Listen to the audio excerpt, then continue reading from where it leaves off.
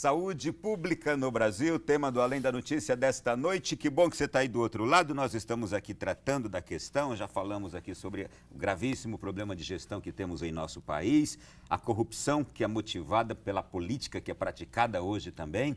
Já falamos aqui sobre as necessidades de que a saúde seja recuperada, de auditoria, o que está sendo feito, como está sendo feito, os gastos, onde vão os gastos necessários e os desnecessários. Já falamos aqui sobre prestação de contas, ninguém faz. Sobre ministros da saúde, que a gente não sabe de onde vieram, por que estão ali. Bom, tantas coisas. Aí já estão, eu diria, grande parte das respostas do mau funcionamento da saúde. E os heróicos membros da saúde, os trabalhadores da saúde, doutor, são heróicos, não são? Alguns são, nem todos. Nem todos? Não, claro. Por favor, qual é a então profissão que só tem herói? Não tem. Tem sempre um covarde, um picareta no meio da história. Mas a grande massa são de pessoas muito envolvidas, são de pessoas que estão mais interessadas em fazer algo que resulte benefício para o próximo do que simplesmente trabalhar no seu dia a dia, receber o seu salário e o resto que se ferre. Não é bem assim.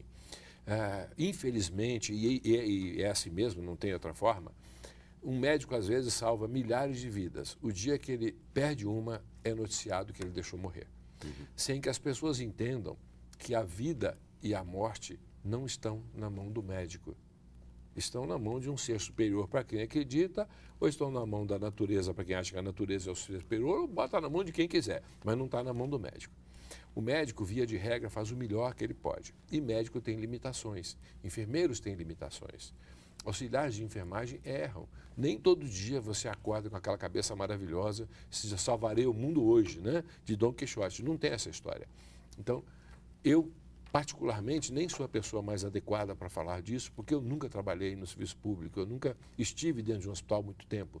Estive por um tempo e depois eu preferi não estar nesse meio, porque o modelo me deixava bastante triste, visto que há 45 anos não tinha fio para suturar a cabeça dos bêbados que caíam aqui em Brasília e batia a cabeça no meio-fio. Ora, se você se propõe a fazer uma saúde pública que você não tem o mínimo necessário, ou nós estamos vivendo um processo hipócrita, ou nós estamos vivendo um processo absolutamente ignorante. Né? Uma das coisas que eu sempre digo que está errado, que eu acho errado no Brasil, é que nós somos um país pobre. Mas nós temos um SUS que é um negócio fantástico. O modelo do SUS é muito bom. Só que ele não é execuível, porque falta recurso pontual. Por que nunca se pensa, os políticos nunca pararam para pensar se não seria menos hipócrita e mais prático fazer o seguinte: todo atendimento do SUS vai gerar uma pequena taxa para você, desde que essa pequena taxa fosse administrada. E os impostos principais fossem diminuídos. Por quê? Porque não adianta eu pagar taxa do SUS mais os impostos que eu pago. Eu só estou tendo mais imposto. Eu até perguntaria, pedir uma explicação. Não seria uma privatização da saúde, não é? Não, continua a mesma coisa. Mesma coisa. Os funcionários são todos estatais, fazem os seus concursos, etc. e tal. Porém, não tem cabimento hoje coisas como você ter um seguro de saúde atendido no SUS, para ele recuperar esse dinheiro do seguro de saúde é uma barbaridade, é muito complicado. Segundo, eu tenho um modelo de saúde que eu criei no meu município, ele é muito bom, muito bom. Eu não posso priorizar o atendimento para o meu munícipe, porque o prefeito do lado, que é um picareta, ele compra 4 ambulâncias e ele faz o famoso, né, sistema rodoviário de levar paciente. Ele não gasta um centavo e eu gasto o triplo do que eu gastaria. Como é que eu toco esse negócio? Qual é a mágica? É o que acontece aqui em Brasília. Exato. Goiás, Minas, Bahia e Nordeste. Brasília, você ainda pode alegar o seguinte, mas Brasília recebe dinheiro da União, portanto ele é obrigado a fazer tudo para a União, ok? Mas de um município, eu conheço municípios onde o prefeito fez um negócio lindo, arrumadinho, tudo perfeito, atendia todo mundo, até os prefeitos do lado descobrirem. Aí virou uma coisa horrível, né? Parecia o pessoal indo para a Meca para rezar, todo mundo lá, doentes ou não, todo mundo lá. Ambulância já compradinha para isso. Se ele não puder barrar isso juridicamente correto, como é que ele faz para tocar esse negócio? Eu fiz projetos sobre isso para prefeitos, mas na hora H entrava o juiz dizendo não pode. Por quê? Porque a Constituição diz que a saúde é para todos. Mas deixa só eu voltar. Como funcionaria a pequena taxa? É por indivíduo atendido? Não. Você, por exemplo, você está numa cidade qualquer, Valparaíso aqui de Goiás, perto da gente, né? O sistema de saúde catalogaria todas as pessoas de Valparaíso, elas teriam preferência de atendimento e elas pagariam uma taxa de R$10 por mês. É absorvido por qualquer pessoa, ok? Mas eu tenho direito de atendimento. Se eu e meu filho chegar lá, você que veio de Lusiânia não será atendido. Você tem que voltar para a sua cidade. Mas isso a hipocrisia nacional não vai permitir, porque diz que a saúde é para todos, né? E onde você tem tudo para todos, você não tem nada para ninguém. Essa é a regra. É preciso ser repensado tudo isso, realmente. Por exemplo, algo que muito se questiona, eu fico pensando muitas vezes no modelo das estradas pedagiadas. Funcionam fantasticamente bem. Alguns a exploração, como no Paraná. Eu fico bravo quando eu vou ao Paraná, tem pedágio de R$19. Eu não consigo entender. Isso mesmo. Em alguns pontos ali do Paraná, estradas de pedágio de R$19. Isso é roubo. Atenção, você aí do Paraná, fala com os candidatos ao governo, mas isso precisa mudar, né? Mas a gente paga R$ 2,50, R$ 3, R$ 4,50 numa estrada que você vai andar 100 quilômetros, mas tem garantia de que a estrada vai funcionar? O Brasil tem obrigação de dar boas estradas. Tá bom, mas não está dando. Então, se eu posso pagar R$4 para andar bem, ter a minha família protegida, posso pagar tranquilamente. Mas em contrapartida diminui meu IPVA, acaba com isso. Então, porque eu não posso pagar duas coisas. Claro. É aí que está. Os nossos governantes precisam. Os caminhos existem. Claro. Não é? Muito bem. O senhor queria falar algo sobre isso também, doutor? Não. Eu ia falar que a privatização ela é importante para o desenvolvimento de um Estado e que o governo ele tem que centrar em poucas atividades que devem ser públicas. É só isso que eu ia comentar. Eu acho que saúde, educação e segurança são atribuições do Estado. As demais podem ser tranquilamente feitas parcerias público-privadas, pode ser feita privatizações. Não há sentido o Estado hoje ter diversas estatais. Qual é a razão do Estado se meter em várias atividades? Entendeu? Então, isso a gente precisa compreender, porque certamente o dinheiro que se gasta hoje para sustentar uma estatal que é ineficaz vai gerar receita para outras atividades. Então, não há necessidade de você cobrar mais tributos. Eles podem ser reordenados para manter as atividades fundamentais. Você permite? Claro. Isso que o Luiz Fernando falou é fundamental. Vamos ver o caso da Previdência Social. Existem grupos de pensadores economistas que provam por A mais B que a Previdência Social é supravitária, ou seja, ela arrecada muito mais do que ela gasta. E tem um grupo que diz que ela dá prejuízo. Aí, quando você fala com o grupo que diz que ela gera mais dinheiro do que ela gasta, ele fala o seguinte: para onde vai o dinheiro dela? Ah, vai para um caixa primário do governo. E ali ele tira o que ele quer, depois disso, quanto que vai para a Previdência. Tudo no Brasil ganha mais do que precisa. A questão é, para onde vai esse dinheiro? Enquanto os senhores estão falando aí, eu estou sonhando com aquele município que o senhor falou aí, viu? E fiquei aqui pensando na minha pequena cidade de Valença, no Piauí. Pergunto, um cidadão do interior do Nordeste, que eu sei que tem um rendimento muito baixo, mas se ele aceitaria pagar R$5, R$10 para ele chegar no hospital e ser atendido e não ter que sair da minha cidade de Valença, que fica a 240 quilômetros de Teresina, de madrugada, em carro que vai de qualquer jeito, amontoado, passa horas na estrada para chegar a passar o dia, sofrendo também, porque não é que o atendimento de Teresina é lá aquelas coisas, volta no final do dia, ou depois de dias fica hospedado em qualquer albergue, qualquer casa alugada pela prefeitura. Eu vi isso lá, eu sei que existe isso lá. O que seria melhor? Eu pagar R$10 aqui para funcionar. Por quê? Porque o meu país, a minha pátria mãe gentil não está sendo gentil comigo. O que eu preferiria hoje, não é? Lamentável. E se esse município fosse a porta de entrada, exatamente muitos casos que estão sendo deslocados para Teresina não seriam. Então, Teresina só atenderia casos de maior complexidade. Então, eu resolveria a maior parte dos casos no meu município. Não precisaria sobrecarregar o Sistema Único de Saúde disponível em Teresina. E são coisas simples, catarata, são problemas...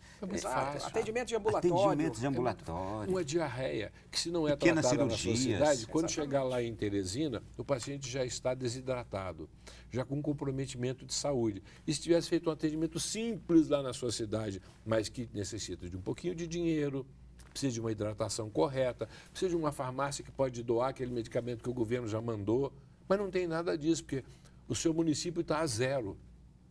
Parece que colocaram fogo e não construíram de novo. Muito bem. Senhores, temas específicos aqui, a gente está chegando já no final do programa, lamentavelmente. Eu tenho aqui, médicos lançam manifesto aos presidenciáveis com propostas para melhorar a saúde pública. Os senhores acreditam que pode funcionar? Eu preciso saber qual é o manifesto, eu não conheço ele. Foi recentemente, foi feito aqui em Brasília, Não acho que nesse conheço. final de semana agora. Mas é um caminho de apresentar para Já é eles, alguma né? coisa, é o Já povo alguma falando, coisa. é o que eu acabei de Mas dizer. eu volto a insistir, enquanto não houver, não adianta manifesto, enquanto não houver segurança jurídica Isso. para aquele representante que vai ocupar o ministério, uma secretaria de Estado, ele saber que ele vai ter 4 anos, que não vai ter grupo político que vai influenciar, que ele não vai cair em razão de pressão feita por alguns grupos econômicos ou políticos que estão ali tendo os interesses contrariados. Só dessa forma, ele tendo metas a cumprir claras e prestando contas à sociedade a cada período, ele vai ter condição de fazer uma melhoria da assistência à saúde. Muito bem. Nós tivemos nesses últimos, da semana passada até essa semana, segunda-feira última, em Brasília, nós tivemos a abordagem do aborto no Supremo Tribunal Federal. E eu vi as mais diversas abordagens e ouvi números que eu falei, tô louco, porque eu vi números X, Y, Z, os números não batem a respeito do aborto, e eu vi o Ministério da Saúde defendendo a legalização do aborto e com o seguinte argumento: a ilegalidade não impede a prática do aborto, então precisa torná-lo legal.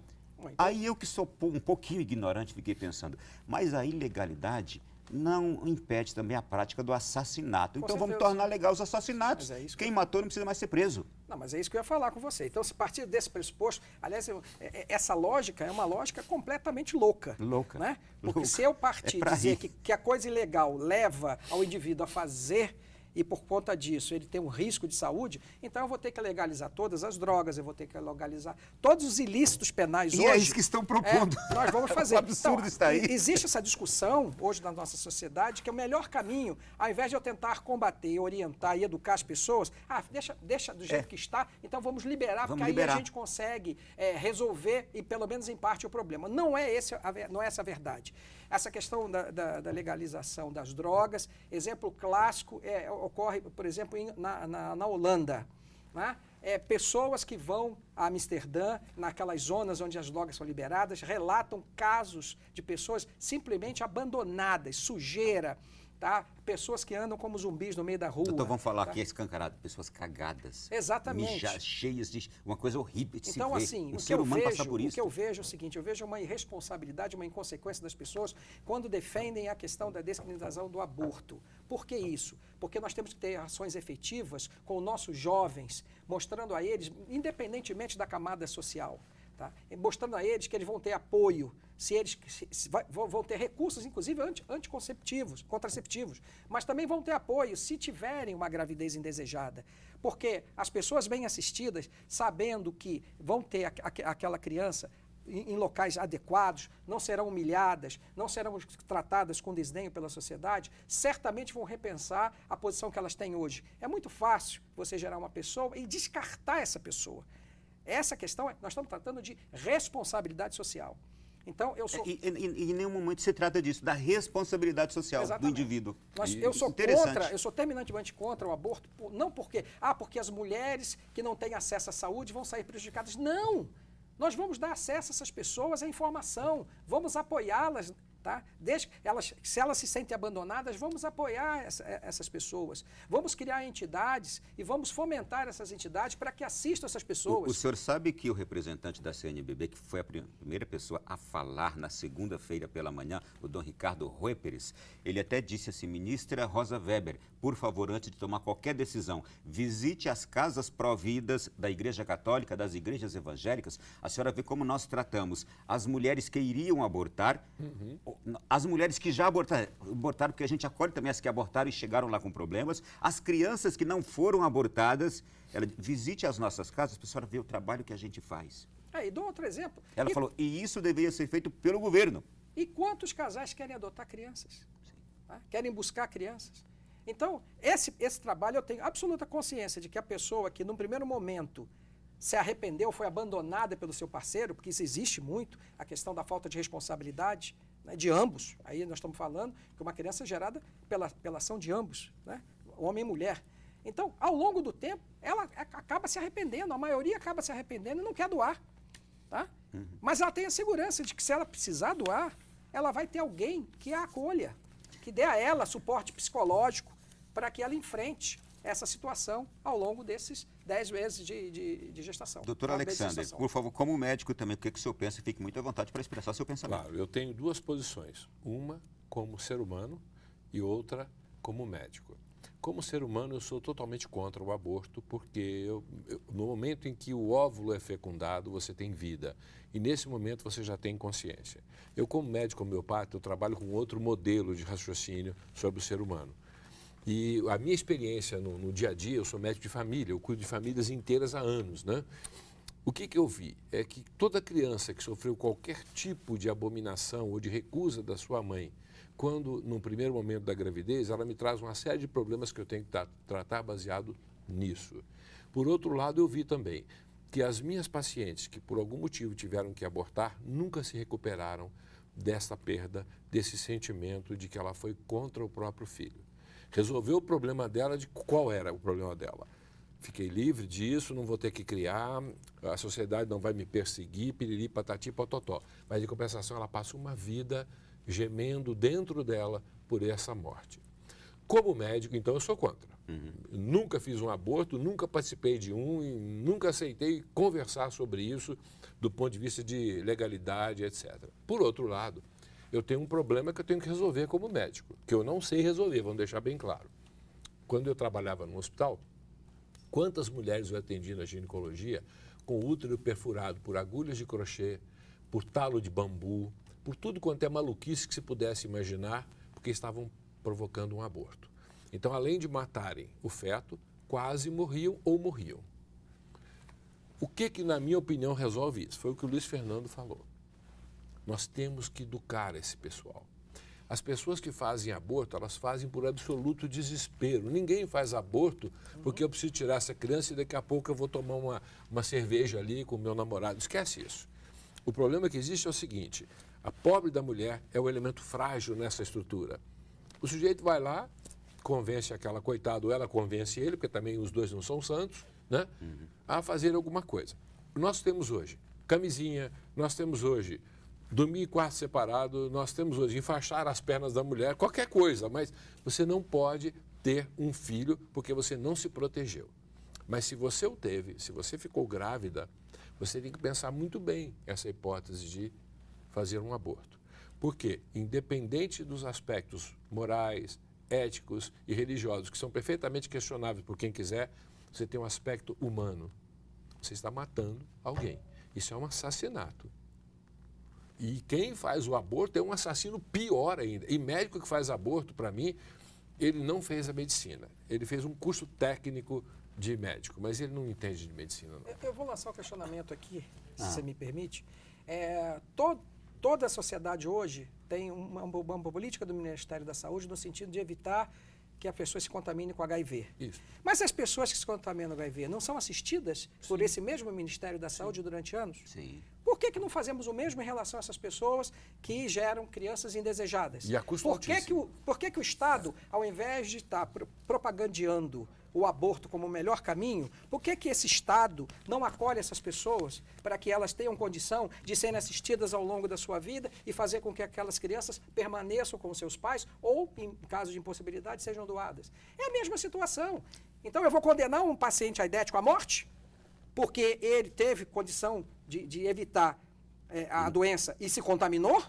Então, vamos traçar um paralelo aí e verificar se isso não ocorre com relação à questão do aborto. Eu queria muito ouvi-los por muito mais tempo. O programa terminou, mas foi muito bom. Altíssimo nível. Recomendo esse programa, que seja revisto no nosso canal, no YouTube. Reproduza, depois você pode passar para quanta gente você quiser. Mas, doutor Alexandre, muito obrigado. Fiquei felicíssimo. Eu que agradeço e estou à sua disposição e do seu público, de todos que nos ouvem ou nos veem, para quando você desejar eu voltar aqui e falar mais um pouco das bobagens que eu acho que são verdade. Bobagens maravilhosas. Doutor Luiz Fernando, obrigado. Então, eu agradeço a oportunidade, me coloco à disposição da Canção Nova. Sou católico, né, praticante, e fiquei muito feliz em receber o convite para participar com vocês desse debate e me coloco à disposição para outros temas. Felicidade recíproca, muito obrigado. E a você de casa que esteve conosco até agora, também obrigado. Continue com a programação da Canção Nova, se Deus quiser nos encontraremos na semana que vem. Tá aí, aqui, no Além da Notícia. Até lá.